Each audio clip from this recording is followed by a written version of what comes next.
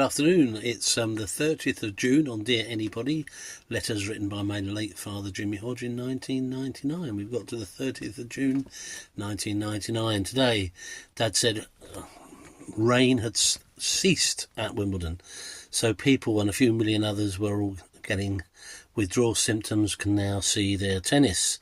Tim Henman, Great British Open, Grade Radetsky. Do you remember those names? Great British Open. I think Tim Henman did quite well, but all, of course, superseded by Mr. Andy Murray. Now, it said in a matter of hours, midnight, maybe we'll know whether the Northern Ireland peace agreement worked, and I guess we all know the answers to that. It did, but it was all on a bit of a knife edge, apparently.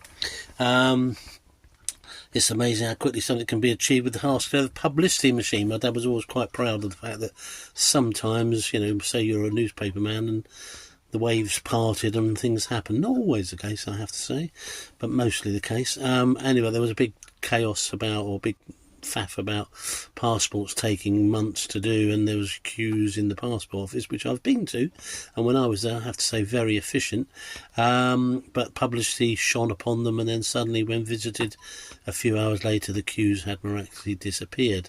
But of course, might just be that no one has gone in the afternoon, but there we are. That was put down to the glare of publicity. Another cause for concern was that Britain's armed forces apparently were having to wait for up to 3 years for new weapons, and Dad was saying, if that had happened in this World War II, look how, that would have been difficult. And I think there was an element of Britain being a bit unprepared, and Germany had had time to obviously build up their stock of supplies and things, but so that was a bit of a thing. And lastly, now I'll read this again because it's a funny name. Forgive me if I'm going to embarrass you.